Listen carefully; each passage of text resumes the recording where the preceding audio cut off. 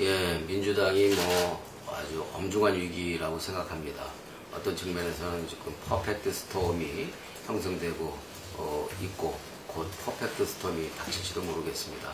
이와 같은 엄중한 위기에서 원내 역할은 그 어느 때보다도 중요하고 그 원내 활동을 통해서 지금 국민의 신뢰를 잃은 우리 민주당이 국민의 신뢰와 믿음을 다시 찾아오는 노력이 시작되어야 된다고 생각을 합니다. 따라서 국민의 신뢰를 찾아오기 위해서는 원내 활동을 통해서 민주당이 분명한 존재감을 보여주고 또 선명한 민주당으로서 국민께 새롭게 각인됨으로 해서 민주당에 대한 국민의 관심과 믿음을 부활시키는 노력이 절대적으로 필요하다고 생각을 하고요. 그렇게 되기 위해서는 정책, 전략, 협상력 이 3박자를 갖춘 원내사령탑이 제 역할을 할 수 있을 것이다 생각을 합니다만 부족하지만 제가 지금 현재 나와 있는 후보 가운데서는 정책과 전략과 협상력에서 검증되고 입증된 그런 경험과 경력을 갖추고 있기 때문에 저의 그동안에 쌓은 경험과 나름의 실력을 이번에 민주당 60년 최대 위기를 맞고 있는 민주당 부활에 혼신의 노력을 다해서 헌신하고자 해서 이번에 출마하게 됐습니다. 우선 정책이라고 한다면 정책적인 측면에서 저는 민주당 정책의장을 지냈지요. 그 정책의장을 지내면서 3+1 보편적 복지를 당론화하고 그것을 어렵게 민주당 내 당론화하는 과정을 거쳐서 당시 소수 야당이었지만 그 정치권과 국회의 그 정책적 논의를 주도해낸 그런 그 검증된 경험과 성과를 가지고 있습니다. 또 그 이전에 이제 6.2 지방선거에서 제가 전략기획위원장을 맡아서 아주 주도 면밀하고 세심한 전략과 기획을 해서 6.2 지방선거 승리에 견인하는 데 있어서 나름의 역할을 했다고 2010년도 말씀하시는 그렇습니다. 예.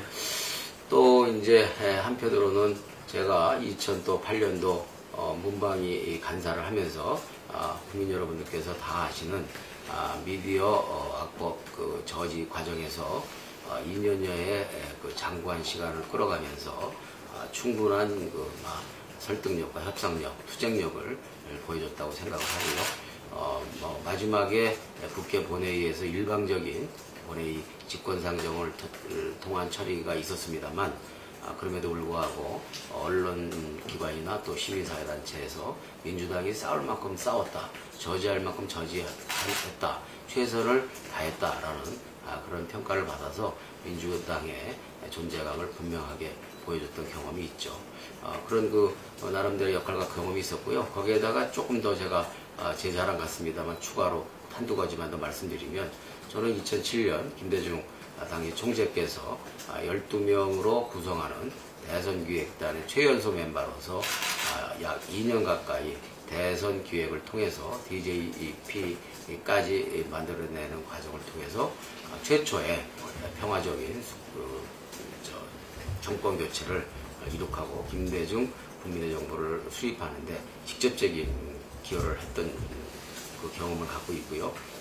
또 저는 당시에 2001년도 당시에 이인재 대세론이 당시 민주당의 일반적인 평가였습니다만 이인재 대세론으로는 이회창이 이길 수 없다라는 그런 판단을 가지고 노무현을 솟아나게 해서 노무현으로 이회창 대세론을 꺾지 않으면 정권 재창출을 할 수가 없다라는 그런 판단과 견해를 가지고 노무현 후보에 대한 지원을 직간접적인 지원을 통해서 노무현 대통령님의 참여정부를 만드는데 또 직간접적으로 참여했던 그런 경험을 가지고 있습니다. 아울러서 지금 현재 박근혜 정부 1년차 아니겠습니까? 네, 박근혜 정부 1년차는 그야말로 아주 강한 그 집권기간에 해당되는 것이고 이와 같이 어느 정권이고 집권 1년차에 기관은 매우 강력한 그런 그 힘을 가지고 있기 때문에 여기에 맞서는 것도 매우 중요하다고 생각합니다만, 특히 집권 1년차의 집권 여당 원내대표는 사실상 청와대 대리 역할을 할 수밖에 없는 그런 위상과 구조를 갖고 있기 때문에, 청와대 대리인 역할을 하는 강한 집권 여당 원내대표를 상대로 해서 제대로 된 협상력을 발휘하면서 민주당의 존재감을 부각시키고, 또 야당의 존재 이유인 견제 기능을 제대로 하기 위해서는 청와대 내부의 시스템 돌아가는 것도 잘 알고 있어야 된다. 즉 지피지기의 원내대표가 필요하다라는 측면에서 제가 다른 두 분의 후보보다는 그런 점에서 특별한 또 강점을 가지고 있다고 생각합니다. 그거는 저는 기우라고 생각을 합니다. 기본적으로 야당의 존재 이유는 그 집권 여당에 대한 견제가 주요 존재 이유라고 생각을 하고요. 그렇다고 해서 선명한 야당이 무조건 그 정부 여당이 하는 일을 막무가내식으로 뒷자리를 잡겠다라는 의미는 아닌 것이죠. 특히 우리가 강력한 견제가 없다면 진정한 소통은 이루어질 수 없다고 생각합니다. 여당과 소통이 매우 중요하다고 저도 생각을 하고, 대화와 협력이 매우 중요하다고 생각합니다. 그러나 그 대화와 협력이 여야의 균등한 힘을 갖고 또 국민이 원하는 대로 합리적인 결론을 도출하기 위해서는 그 야당은 당연히 기백 있는 견제력을 보여야 할 것이고, 그런 결기와 기백을 가진 그런 견제력을 통해서 민주당이 국민들한테 무엇을 이야기를 하고 있으며 민주당이 무엇을 목표로 해서 여당을 상대를 하고 있는지를 제대로 분명히 알릴 수 있다고 생각을 하고요. 그러한 보다 분명한 그런 그 메시지를 통해서 민주당에 대한 그 관심을 이끌게 되고 관심을 유도하게 되는 것이고, 기본적으로 민주당에 대한 관심을 보이게 만들어야 민주당에 대한 믿음과 신뢰를 되찾아올 수 있는 것이죠. 그래서 사람만 좋고 이도저도 아닌 그런 식의 그 원내 운영으로서는 민주당의 존재감은 어디서 찾아볼 수도 없게 되고, 그렇게 되면은 집권 1년차에 강한 여당만이 국회에서 존재할 수밖에 없을 것이다. 그렇게 되면 민주당은 더욱더 위기의 나락으로 추락할 것이다 라는 것이 저의 걱정이고 판단입니다. 그거는 제가 볼 때는 기본적으로 말이 안 되는 겁니다. 일단 그 당대표 지도부 구성은 사실 우리 호남 출신 당원들이 상대적으로 많이 구성되어 있는 그런 전당대회를 통해서 당원들의 총의가 모아진 그런 결과지요. 그러나 그럼에도 불구하고 혹시라도 여러 명의 지도부로 구성되는 당 지도부의 구성에 있어서 균형성과 조화를 갖추기 위해서 당원에는 지역과 여성과 노동과 노인과 청년을 고려해서 3명의 지명직 그 최고위원을 지명하게 돼 있습니다. 네. 그래서 안배라는 측면은 당 지도부의 최고위원 구성 과정에서 안배로 끝나는 것이지, 네. 이 원내 대표는 단 한 명을 뽑는 것이기 때문에 기본적으로 지역 안배나 계파 안배의 대상이 될 수 없는 것이다 라는 점을 분명히 알아야 된다라는 것이고요. 두 번째는 우리 민주당이 태평성되고 그야말로 그 평상체제다, 뭐 이렇다면은 뭐 한가하게 우리가 지역 안배나 계파 안배 생각해 볼 수 있겠죠. 그러나 모두가 다 민주당이 지금 엄중하고 엄혹한 위기에 빠져 있다라고 하면서 한가하게 지역 안배나 계파 안배로 이 단 한 명을 뽑는 원내사령탑을 결정해야 된다라는 주장은 그것은 매우 잘못된 것이다. 저는 그렇게 이야기할 수밖에 없습니다. 마지막으로 세 번째는요. 당대표가 수도권이기 때문에 원내대표는 호남으로 뽑혀야 된다라는 논리라고 한다면 당대표의 임기는 2년입니다. 원내대표의 임기는 1년이죠. 그럼 이번에도 호남 원내대표가 뽑혀야 되고 내년에도 호남 원내대표가 뽑혀야 되는 것인지 그것을 묻지 않을 수가 없고요. 이와 같은 의문에 대한 합리적인 해답이 없는 것처럼 기본적으로 엄중한 위기 시기에 어떤 안배로서 지도부를 구성하겠다라고 하는 것은 정말 안일한 발상이고 우리 민주당의 위기를 더욱더 엄혹한 위기로 빠뜨리는 나쁜 생각이 아닌가 저는 그렇게 생각합니다.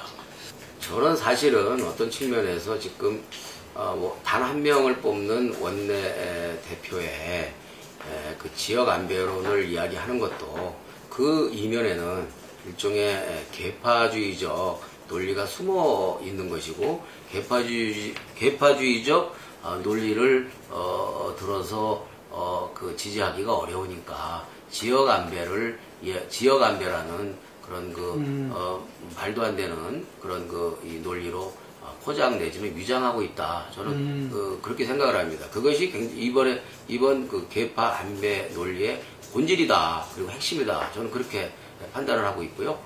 기본적으로 저는 현재 호남의 위기라고 하지만 그 호남의 위기가 호남 출신 의원 한 분을 특정한 자리에 갖다 놓는다고 해서 우리 민주당에 대한 믿음과 신뢰가 특히 호남 지역에서 민주당에 대한 그 믿음과 신뢰가 바로 회복될 것이냐? 저는 그렇게 보지 않습니다. 그냥 단 하루에 끝나는 것이죠. 우리 호남 민중들의 요구의 본질은 뭐냐면 민주당이 좀 똑부러지게 일을 좀 해라. 민주당이 보다 더 유능해져라. 민주당이 보다 더 자기의 색깔을 가지고 민주당이 주장해왔던 민주당이 품고 있던 정책들을 국민을 위해 실천하는 그런 믿음직한 그리고 유능한 모습을 보여달라라는 것이 호남 민중들의 특히 호남 지역의 그 여론이지 바람이고 그것이 우리 지역 출신 의원 한 사람을 특정한 자리에 앉혀달라라고 하는 것이 호남 민중들의 요구는 절대 아니라고 생각합니다. 오히려 호남 민중들은 민주당이 똑부러지게 일을 하고 정말로 유능하게 그 성과를 내고 그렇게 해서 호남을 벗어나서 전국적인 그런 믿음과 신뢰를 되찾아라. 그리고 외연을 확장시켜라.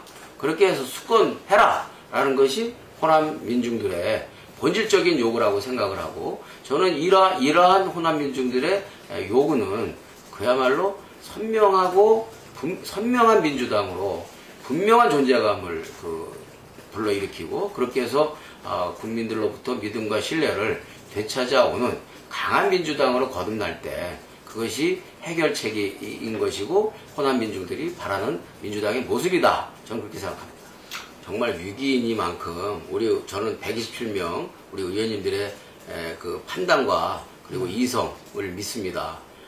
여전히 우리가 계파주의에 함몰돼서 결과적으로는 민주당이 잘못된 길로 가게 되면 또 특히 원내 사령탑이 특히 이번 1년 기간 동안에 잘못 뽑아지어서 민주당의 존재감 없이 흐물흐물해지는 민주당으로 이도저도 아닌 민주당으로 이렇게 전락을 확실하게 되면 민주당 60년 역사는 끝나버릴 수도 있다라는 위기감을 가져야 된다고 생각하고요.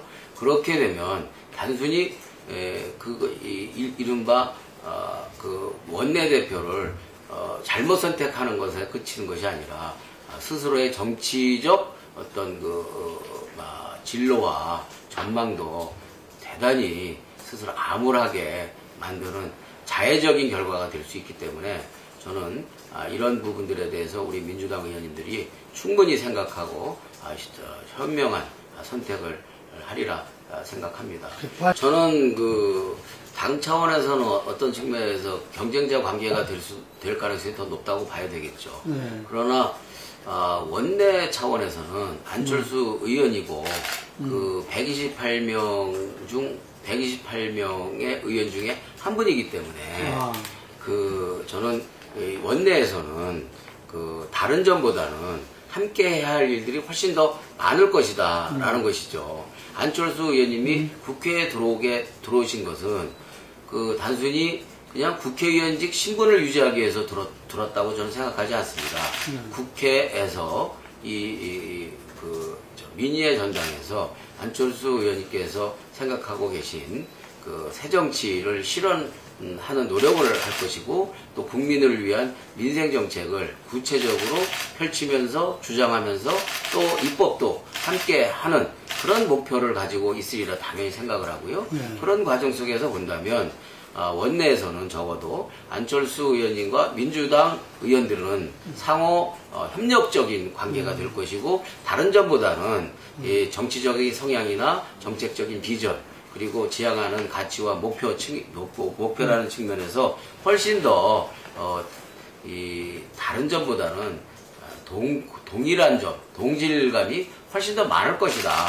그런 점에서 저는 특별히 그 원내사령탑이 이번에 매우 그런 점에서 중요하고 이와 같이 작은 차이를 부각시키기보다는 훨씬 더 많은 공통점을 내포하고 있고 공유하고 있는 이 원내에서의 활동을 통해서 함께 일을 하는 그런 협력적 동반자 관계를 잘 설정해 나가는 것이 국민을 위해서나 또 앞으로 민주개혁 진영의 제 야권 세력을 위해서나 매우 중요하다 이렇게 생각하죠.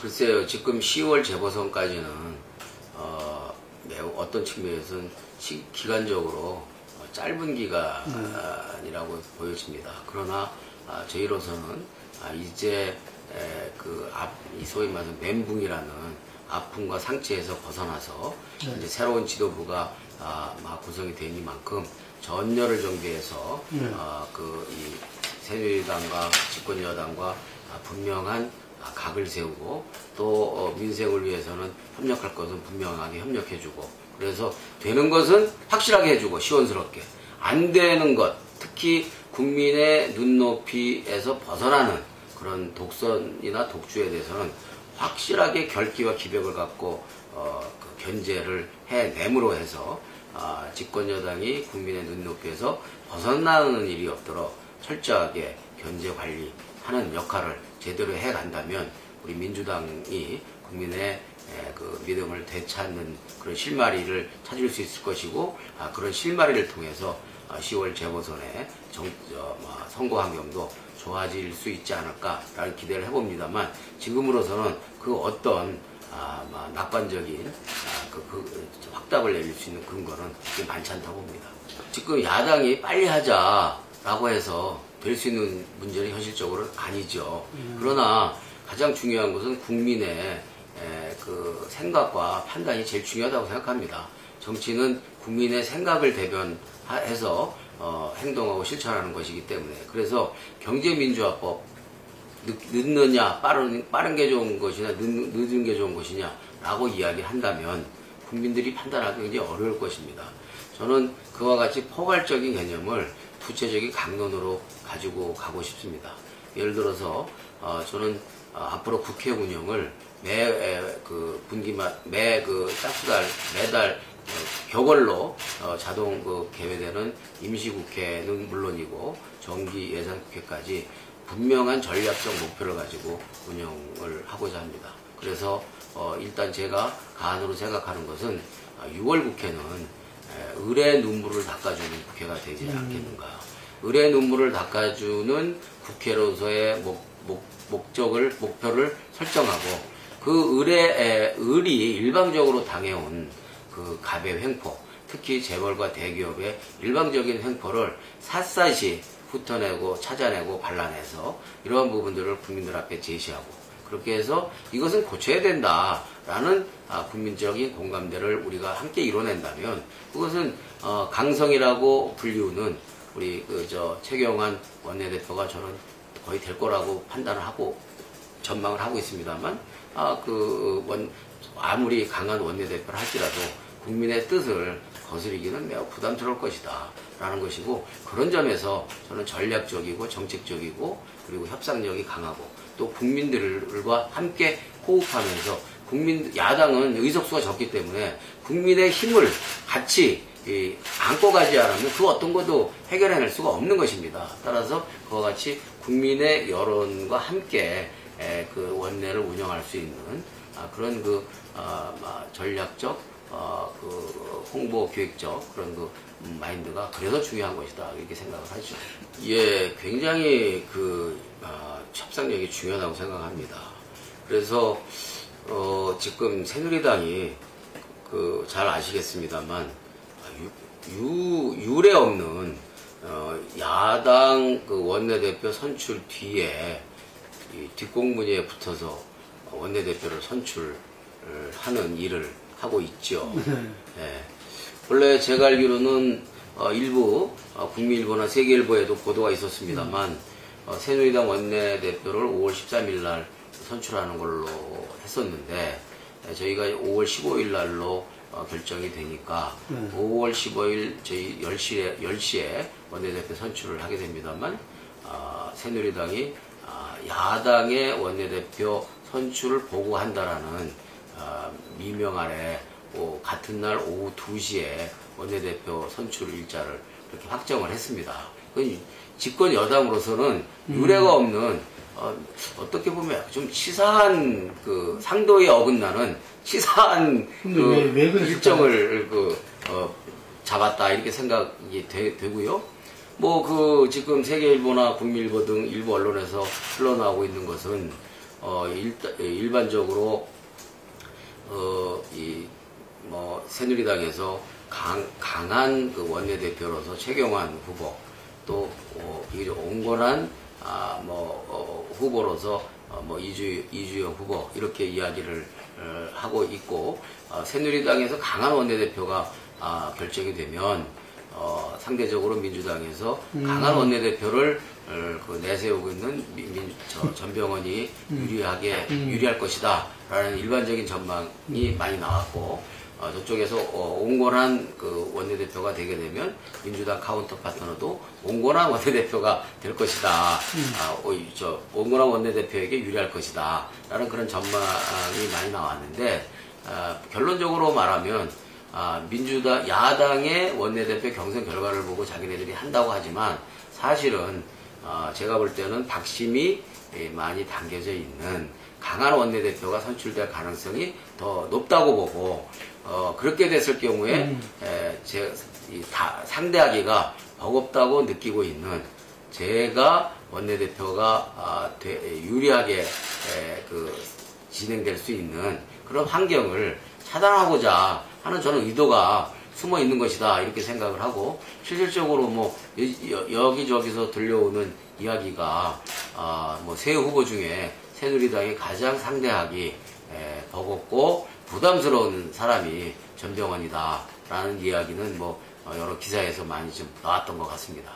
글쎄요, 저는 지금 민주당이 정말 개혁이라는 통상적인 단어로는 부족할 정도로 패러다임을 확실하게 바꿔내지 않으면 지금 존재와 유지될 수 없을 정도의 위기에 빠져 있다고 저는 느끼고 있는데 이와 같은 위기감을 느끼고 있는 의원들께서는 상대적으로 저에게 보다 많은 호감과 격려를 보내고 있죠.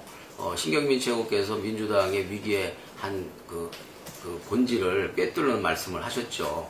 민주당이 헤드라인 체이서가 되어 있다라고 얘기했지 않습니까? 저는 굉장히 민주당의 현재의 모습을 그대로 꿰뚫은 아주 촌철살인적인 진단이다 그렇게 판단을 합니다. 앞으로 민주당은 헤드라인 체이서가 아니라 헤드라인 메이커가 되어야 된다. 그래야 민주당이 존재감도 보여주고 국민들에게 분명한 메시지를 전달해서 선명하고도 강한 민주당이 될 수 있다라는 것이고요.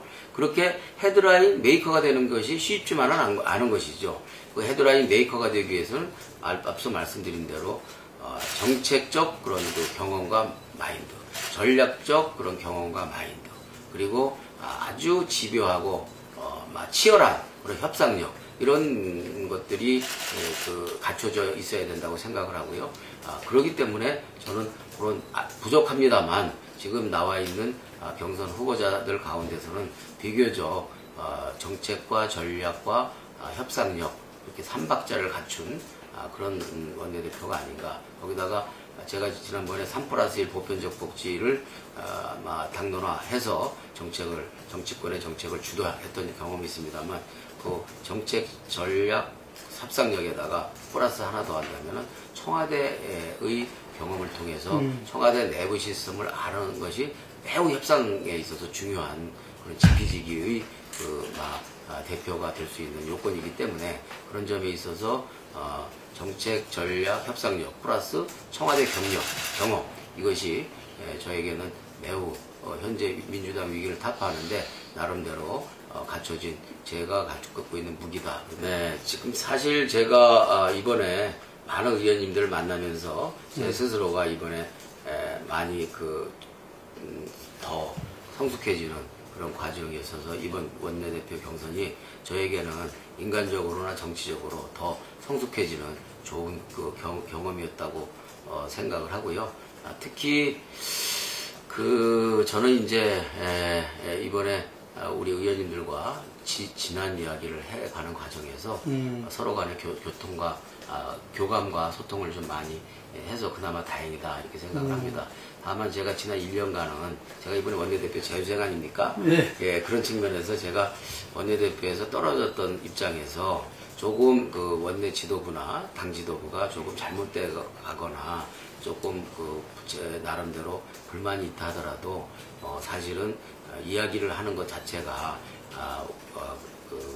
재수생으로서 불만과 불평을 하는 것처럼 오해를 살까봐 저는 이제까지 의원총회에서 단 한마디의 발언도 하지 않고 1년을 지냈죠. 그러다 보니까 조용하게 지내왔던 것이고 제 나름대로 의정활동만 열심히 해오는 그런 과정 속에서 좀 친화력이 부족하다라는 그런 지적도 더 많이 있었던 것 같은데 이번 기회에 많이 저는 해소를 했다고 생각을 하고요. 가장 중요한 것은 제 자신이 친화력이 얼마나 있느냐도 중요하지만 저는 지금 127명의 의원님들이 정말 19대 민주당 127명의 의원님들은 정말 치유와 힐링이 필요하다고 생각합니다. 지난 1년 전에 총선에 당선돼서 그동안에 2차례 당내 경선 그리고 또 소위 예비 대선 주자들의 내부 예비 경선 그리고 대선의 패배 이런 걸로 인해서 온통 선거로 내부에서 번복되면서 그 결과조차 좋지 않다 보니까 서로 알기도 전에 서로 이해하기도 전에 상대에 대해서 서로 간에 일종 계파와 선입견에 딱지를 붙여버리고 그렇게 해서 서로 소통과 교감이 매우 부분적으로밖에 이루어지지 않는 그런 좀 부작용이 많이 있었다고 생각해요. 그래서 저는 이번에 원내대표가 되면은 제 자신의 친화력이 부족한 점도 원내대표가 되면 더욱더 보완을 하겠습니다만 시스템으로 그 문제를 해결을 해야 된다. 그래서 힐링 워크숍을 좀 2박 3일이라도 충분히 해서 의원들 간에 소소한 이야기들을 나누고 또 그 의원이 갖고 있는 취향이나 취미 그리고 소소한 잡기 이런 것들에 대해서 좀 서로 이야기를 해서 인간적으로 서로 교감하고 소통하는 그런 시간을 통해서 의원님들이 서로 새롭게 그동안의 명찰과 어떤 계파적인 선입견을 다 씻어내는 그런 힐링과 치유의 시간을 갖도록 하고요. 두 번째는 저도 지난 대선 패배 이후에 멘붕에 빠지면서 이럴 때 김대중 대통령이 계셨으면 어떻게 하실까라는 그런 아쉬움과 아련함을 가지고 김대중 대통령 자서전을 다시 한번 읽어봤습니다. 그랬더니 거기에 많은 해답이 있더군요. 처음에 봤을 때는 김대중 대통령 일대기를 중심으로 봤는데 두 번째 보면서는 민주당의 역사를 주로 많이 살펴보게 됐습니다. 그래서 우리 민주당의 60년 역사는 그야말로 엄청난 역사구나라는 것을 새롭게 느꼈습니다. 그래서 저는 제가 원내대표가 된다면 민주당 역사 60년이 한국 현대사회에서 어떤 가치와 지향성을 갖고 있었으며 그리고 어떤 책임과 역할을 해왔는지에 대해서 역사적으로 한번 공유하는 시간을 가져서 역사적 동질감으로 우리 의원님들을 분명하게 더 단단하게 묶어내는 그러한 노력을 하겠다. 그래서 이게 지금 의원들 간의 어떤 소통과 교감은 단순히 그냥 1대1 개인 간의 원내대표와 의원 간의 개인 간의 교감의 문제가 아니라 우리 민주당이 121명의 의원들이 민주당이라는 역사적인 60년 역사의 울타리 속에서 서로 간의 동지의식과 역사의식 그리고 인간적인 그런 그 이해, 소통 이런 걸 통해서 단단한 민주당으로 거듭날 수 있고 그야말로 그 강한 정부 여당을 상대로 해서 견제하고 또 대립하고 또 우리의 그 의지와 정책을 관철해낼 수 있는 에너지와 기가 생겨날 수 있다 그렇게 생각하죠. 사실 기초의원과 민주선거에서 기초의원과 기초단체장에 대한 정당 공천 배제라는 것이 결과적으로는 위선적인 제도로 결론이 나게 될 것입니다. 그러나 그럼에도 불구하고 지난번 대선에서 뭐 약속을 한 것이라고 한다면 그 부분에 대해서 숙고를 해봐야 되겠죠. 어찌됐든 저는 의원총회를 열어서 그 의원총회에서 치열한 그런 고민과 논쟁을 통해서 최종적으로 결론을 내겠다. 즉 민주적인 절차와 과정을 통해서 최종적인 결론을 내겠다. 지금 이 상태에서는 무엇이라고 얘기할 수가 없다. 아마 이제 이번에 원내 지도부까지 이제 새로 개편이 되면 그다음부터는 아마 이제 우리 민주당이 당이나 원내나 모두 지도부가 정비가 완료가 되는 것이기 때문에 사실상 새 출발하는 민주당에는 우리 문재인 전 후보께서도 이제 앞으로 정상적인 의정 활동 차원에서 또 당원의 중요한 당원의 입장에서 활발하게 활동을 하실 수 있어야 되는 것 아닌가 이렇게 생각합니다. 지금 현재 서울시장으로서 비교적 좋은 평가를 서울 시민들로부터 받고 있다고 생각을 하고요. 박원순 시장은 우리 민주당이 갖게 된 매우 소중한 정치적 자산이라고 생각을 하고요. 박원순 시장뿐만이 아니라 인천의 송영길 시장, 안희정 지사, 이시정 지사, 또 강원도의 최문순 지사 이런 분들이 내년 지방선거에서 다시 재선될 수 있도록 원내나 또는 당 차원에서 최선의 노력을 다해야 한다고 생각하고요. 그게 어떤 측면에서 제1의 과제가 될 수도 제1의 과제가 되어야 되는지도 모르겠다라는 생각입니다. 다만 또 우리 민주당이 그동안 스타를 키워내는 그런 노력과 역량이 좀 부족한데 우리 현재 지금 127명이 갖고 있는 많은 스타성을 여러 가지 기회의 장을 만들어서 우리 민주당 의원들이 스타적 그런 기질을 발휘하게 하고 국민의 주목을 받아서 더 주목받는 스타성 정치인들이 많이 생겨날 수 있도록 그렇게 또 원내에서 뒷받침하는 노력도 매우 중요하다고 보죠. 결국은 이번 윤창중 대변인 사건은 그동안 많은 국민들과 언론들, 심지어는 새누리당 내에서도 함량 미달이고 문제 있는 인사다라는 그런 지적이 많이 있었지 않습니까? 그럼에도 불구하고 박근혜 대통령이 소위 나홀로 인사를 단행을 했던 것이고요.